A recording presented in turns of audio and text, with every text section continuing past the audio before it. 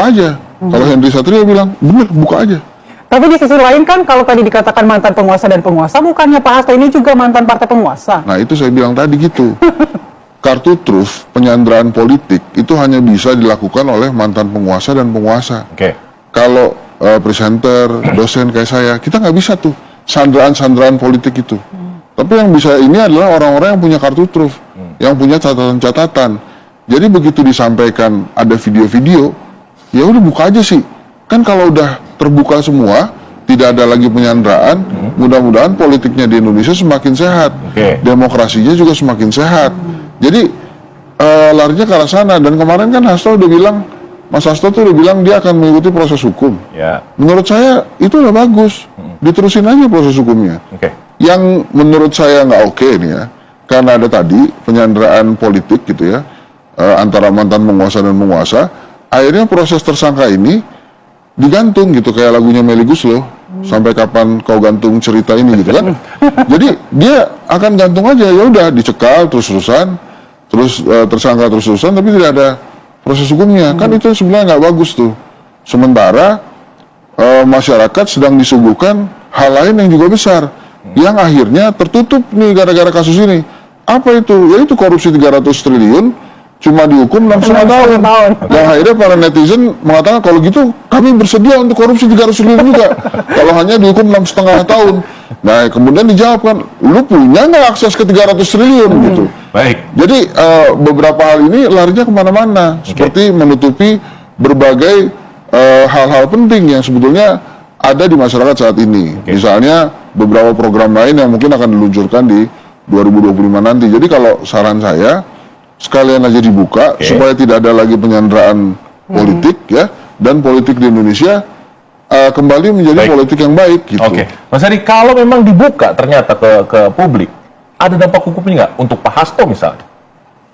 Ya ini kita belum bisa bicara jauh karena belum tahu buktinya apa ya. Ya katakanlah ada skandal yang kemudian diungkapkan. Tadi kan udah di-spill sedikit-sedikit tuh, Bang. Bagaimanapun kalau bicara tentang hukum itu harus ada batu ujinya. Kalau menurut saya, kalau memang mau diuji ya dilaporkan secara resmi ke aparat penegak hukum untuk di-challenge ya. Kita tidak ingin misalnya narasi-narasi semacam ini ternyata minor terhadap buktinya.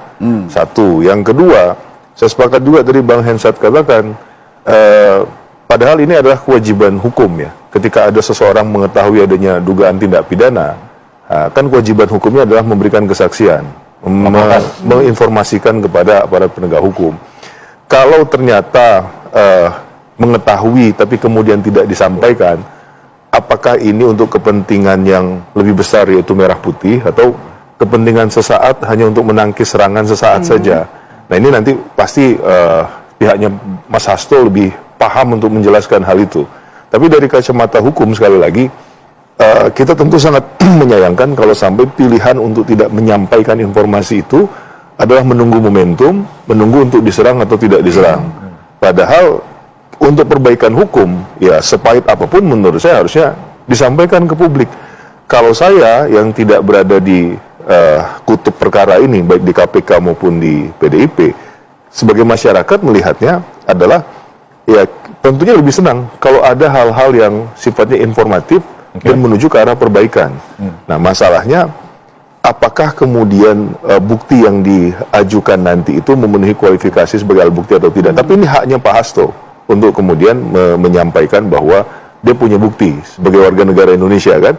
Nah, nanti juga kemudian dijelaskan mengapa tidak disampaikan berapa tahun yang lalu misalnya, kenapa baru sekarang. Ini kan jadi bahasa sandera menyandera kepentingan yang dari dulu pernah kita dengar itu menjadi seakan-akan nyata begitu ya. Coba dikonfirmasi oleh Bang Gun. Bang Guntur, kenapa tidak disampaikan ke publik atau sampaikan ke pihak berwenang jika kemudian punya bukti-bukti skandal tersebut sehingga nantinya tidak jadi menggantung kemana-mana tadi kalau kata Bang Hensa begitu? Iya, terima kasih. Pertama saya mengomentari dulu yang disampaikan oleh Bang Hensat, bahwa kasus ini bukan Hasto Kristianto sebagai pribadi, Bang. Kalau kita menyimak dari pernyataan Ketua KPK, itu kan Hasto Kristianto sebagai Sekjen PDI Perjuangan. Jadi ini bukan kasus pribadinya Hasto Kristianto, tapi kasus yang menyerang PDI Perjuangan. Apalagi yang disampaikan Ketua KPK, pertimbangan atau bukti yang ia